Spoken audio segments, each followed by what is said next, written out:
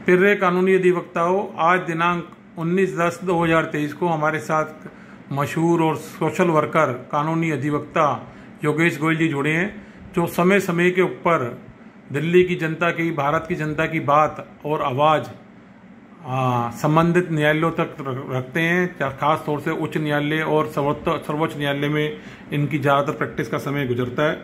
और अभी इन्होंने एक जनहित के अंदर जन सेवा वेलफेयर सोसाइटी के माध्यम से एक इन्होंने पिटीशन फाइल करी थी, PIL, जो कि बेंच थी, और उन्होंने इसको एक्सेप्ट कर लिया। मुख्य न्यायाधीश आदरणीय सतीश चंद्र शर्मा जी और न्यायमूर्ति संजीव नरूला जी की पीठ ने ये सुनी।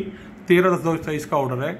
इसके अंदर मैं ये बताना चाहूँगा कि जिस तरह से दिल्ली में यूरिनल्स की और टॉयलेट्स की प्रॉब्लम है, महिलाएं इससे अच्छा खासा पीड़ित हैं, और जिस तरह के इसका दुरुपयोग हो रहा है, इसका मेंटेनेंस नहीं हो पा रहा, तो इसी सब चीज़ को लेकर सरकारी एजेंसीज की जागरूकता के लिए, दिल्ली की जनता के अधिकार के लिए न्यायालय पहुंचे, और न्यायालय ने भी बहुत अच्छा इसके अंदर ऑर्डर पार किया है।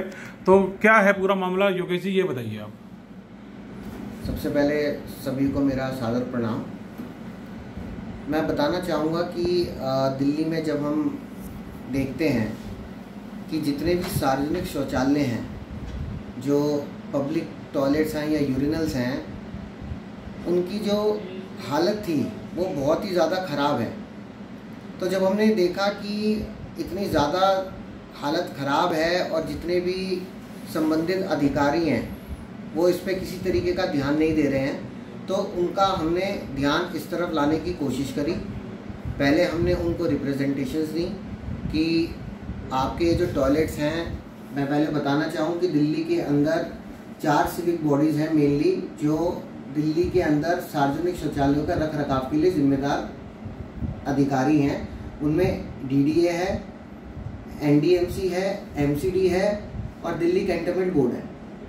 ये सारे एरिया दिल्ली में बटे हुए हैं, और कहीं ना कहीं कोई टॉयलेट MCD के अंडर आता है, कोई DDA के अंडर आता है, कोई NDMC के अंडर आता है और कोई DCB के अंडर आता है। तो हमने इन सभी विभागों के संबंधित अधिकारियों को चिट्ठियाँ लिखी, उनका ध्यान केंद्रित करवाने की कोशिश करी कि जो पब्लिक टॉयलेट्स हैं उनकी मेंटेनेंस नहीं हो रही है। अधिकतर टॉयलेट्स जो हैं वो बंद पाए गए हैं, और जो थोड़े बहुत ऑपरेशनल भी हैं उनकी स्थिति ऐसी है कि अगर कोई व्यक्ति वहाँ जाकर के शौच करता है तो मुझे पूरी उम्मीद है कि उसको कहीं ना कहीं किसी न किसी तरीके को गंभीर बीमारियाँ लग जाएंगी, क्योंकि सारे टाइम वहाँ पर गंदगी बहते रहना, स्वच्छ पानी की व्यवस्था ना होना, और ये भी देखा गया कि रात के वक्त ज़्यादातर टॉयलेट्स के अंदर बिजली की सुविधा भी नहीं है, और जहाँ है लेकिन वो व्यवस्थित नहीं थी। तो जब हमने ये स्थिति देखी तो हमने सभी संबंधित अधिकारियों का ध्यान केंद्रित करने की कोशिश करी, लेकिन वो कहते हैं ना कि सरकारी विभाग ऐसा है कि वो उनको थोड़ा सा टाइम लगता है। तो हमारी चिट्ठियाँ जाने के बाद भी, रिप्रेजेंटेशन जाने के बाद भी जब कोई कार्यवाही नहीं हुई, तो हमारे को दिल्ली हाई कोर्ट का दरवाज़ा खटखटाना पड़ा, और हमने दिल्ली उच्च न्यायालय के समक्ष सब बातें रखी कि दिल्ली की जनता, जो उनका संवैधानिक अधिकार है, उससे वंचित रखा जा रहा है। तो दिल्ली उच्च न्यायालय ने इस पर संज्ञान लेते हुए जितनी भी सिविक बॉडीज हैं उन सबको नोटिस किया, उनकी स्टेटस रिपोर्ट मंगाई गई, और स्टेटस रिपोर्ट मंगाने के बाद जब दिल्ली उच्च न्यायालय ने देखा कि जो रिपोर्ट्स न्यायालय के समक्ष रखी जा रही हैं विभाग द्वारा, वो ठीक नहीं है, क्योंकि जो ग्राउंड रियलिटी है वो अलग है और जो वो रिपोर्ट पेश करते हैं वो अलग है। तो हमारी तरफ से ये उच्च न्यायालय को बताया गया कि ये एक टाइम की एक्सरसाइज नहीं होनी चाहिए। यदि संबंधित अधिकारी एक बार टॉयलेट की साफ सफाई करके फोटोग्राफ्स खींच करके न्यायालय के समक्ष रखते हैं कि देखिए जी सब कुछ सही है, हम बहुत अच्छी तरीके से इसका रखरखाव करते हैं और हमारी तरफ से कोई ढिलाई नहीं है, सब चीज़ें ठीक चल रही हैं, तो उन्होंने कोशिश करी दिल्ली उच्च न्यायालय को ये बताने की कि किसी भी तरीके की कोई कमी नहीं है।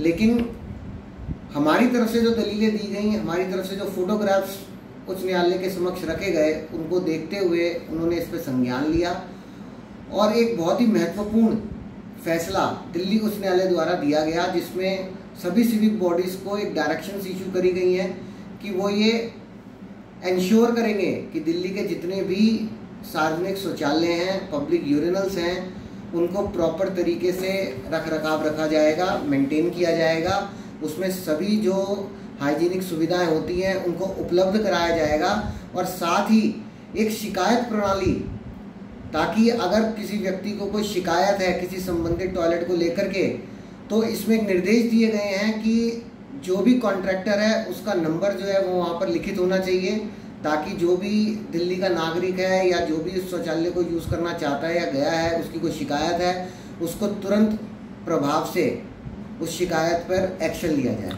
मैं योगेश जी ये कहना चाहता हूँ कि आप क्या ये बता सकते हो कि दिल्ली की जनता क्या आंकड़ा कितना है, दिल्ली में कितने लोग रहते हैं?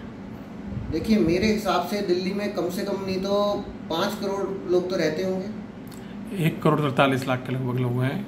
चलो, दूसरी बात मैं ये बताता हूँ कि कुछ लोग हमारे यहाँ डेली ट्रांसपोर्ट करते हैं। दिल्ली में बहुत सारे लोग आते हैं डेली और चले जाते हैं, जैसे मेट्रो के माध्यम एनसीआर से आते हैं, कोर्ट्स में आते हैं, कोर्ट स्टाफ आता है, सरकारी एजेंसीज में आते हैं, लोग व्यापारी आते हैं, कस्टमर आते हैं, क्योंकि दिल्ली राजधानी है। यहाँ की हालात बहुत ख़राब हैं, बहुत सारे स्तर पर ये देखना आया है, क्योंकि मैं भी आपकी जानकारी में ये बात डालूंगा ताकि आप ये बात साक्ष्यों के साथ अगली हियरिंग पे जरूर रखें कि महिला सशक्तिकरण की बात हमारे देश के प्रधानमंत्री नरेंद्र मोदी जी, दिल्ली के मुख्यमंत्री केजरीवाल जी और बहुत सारे विपक्ष के नेता भी समय समय पर उठाते रहे हैं, और इनका नेतृत्व भी राजनीतिक पार्टियों का महिलाएं करती रही हैं। और हमारे इस टाइम देश की सबसे प्रमुख पद पर बैठने वाली आदरणीय राष्ट्रपति द्रौपदी मुर्मू जी भी एक महिला हैं, हमारे बहुत सारे न्यायाधीश महिलाएं। ऐसे में ये बहुत बड़ी समस्या है। खास तौर से मैं आपका ध्यान लाना चाहता हूँ कि जरूर रानीबाग थाने की बात क्षेत्र के अंदर रहने वाले लोग रखना कि यहाँ पे जो यूरिनल्स हैं उनकी हालत बहुत ख़राब है। अगर आप वहाँ पास से निकल जाएं तो इतनी बदबू है कि मतलब निकल नहीं सकता आदमी, बीमार पड़ रहे हैं बच्चे। स्कूल की बिल्डिंग है, पीली बिल्डिंग बोलते हैं रानीबाग में, उस बिल्डिंग के ऊपर पेशाब घर बना रखा है जहाँ पे हजारों आदमी रोज पेशाब करते हैं और स्कूल की बिल्डिंग पे पेशाब करते हैं, क्योंकि वहाँ बदबू आ रही होती है। तो स्कूल का, देश का जो भविष्य है, जो लड़कियाँ, जो बच्चे छोटे छोटे पढ़ते हैं 12वीं क्लास तक के, तो इस तरफ कोई नेता प्रोटेस्ट नहीं करता इस देश के अंदर। इसलिए मैं आपका धन्यवाद भी करना चाहता हूँ और ये चाहूँगा कि माननीय न्यायालय में, उच्च न्यायालय में जब अगली बार सामना हो इन सिविक एजेंसी से, तो ये जरूर इन जनप्रतिनिधियों को भी बुलाएं, जो चुने हुए जनप्रतिनिधि हैं, जो विपक्ष के जनप्रतिनिधि चुनाव हार जाते हैं, जो बड़ी बड़ी बातें करते हैं, इनको भी नोटिस करवाएं, क्योंकि इनकी क्या जिम्मेवारी है। एक स्कूल की बिल्डिंग के ऊपर अगर वहाँ पे ये यूरिनल्स खुले हुए हैं और बहुत बुरी हालत है उस यूरिनल्स की, तो ये एक गंभीर विषय है। मैं आपका ध्यान इस तरफ आकर्षित करना चाहता हूँ और आपके माध्यम से मैं जरूर चाहूँगा कि आप बात रखना कि महिलाओं के लिए ये सबसे ज़्यादा असुरक्षित है। क्राइम होते हैं, अपराध होते हैं, मेंटेनेंस की बात तो है ही नहीं। एक कोई सूखा केमिकल आता है, मैं नाम नहीं जानता, उसके अंदर तक खरीद बेच में इसके अंदर धांधली है, क्योंकि वो वहाँ डाला ही नहीं आता, पानी वहाँ डाला नहीं जाता। तो ये बात आपके सामने साक्ष्य, मैं रानीबाग क्षेत्र में रहता हूँ, वहाँ के मैं दूंगा। मैं जरूर चाहूँगा, मेरी उम्मीद है, हमारे यहाँ क्षेत्र में 3.5 लाख लोग रहते हैं रानीबाग थाना क्षेत्र में। मैंने रानीबाग थाने के SHO साहब को, ACP साहब, DCP साहब को समय समय पर भी कई बार सूचित किया, क्योंकि पुलिस के पास भी कई सेक्शंस के अंदर, चूंकि आप कानूनी अधिवक्ता आप जानते हैं, 269 IPC वगैरह ऐसे कई सेक्शंस हैं जिसमें ये केस दर्ज कर सकते हैं, लेकिन नहीं करते हैं। तो मेरी आपसे हाथ जोड़ के विनम्र प्रार्थना है कि आपने जो जनता की, दिल्ली की जनता की जिम्मेवारी ली है अपने कंधों के ऊपर, इसको पूरी जिम्मेवारी से निभाते हुए दिल्ली की जनता का पक्ष, रानीबाग क्षेत्र के रहने वाली जनता का पक्ष, जो रानीबाग क्षेत्र में सरस्वती वार्ड आता है और यहाँ पे पीतमपुरा आता है, यहाँ पे रानीबाग आता है, काफी बड़ा एरिया, 3.5 लाख लोग हैं। मैं जरूर चाहूँगा कम से कम यहाँ के मैं उपलब्ध आपको साक्ष्य दे सकता हूँ। कुछ चीजें न्यायालय के आसपास भी जुड़ी हुई हैं चीजों से, वहाँ पे सुधार होना चाहिए। और आपके माध्यम से मैं सभी से अनुरोध करना चाहूँगा कि दिल्ली की जनता या दिल्ली में आने वाले या दिल्ली में रहने वाले किसी भी व्यक्ति को कभी भी, कहीं पर भी, किसी भी पब्लिक टॉयलेट, शौचालय, यूरिनल्स में किसी भी प्रकार की कोई दिक्कत लगे तो वो फोटो खींच करके हमारे पास भेज सकता है और हम न्यायालय के समक्ष वो सभी बातें रखेंगे।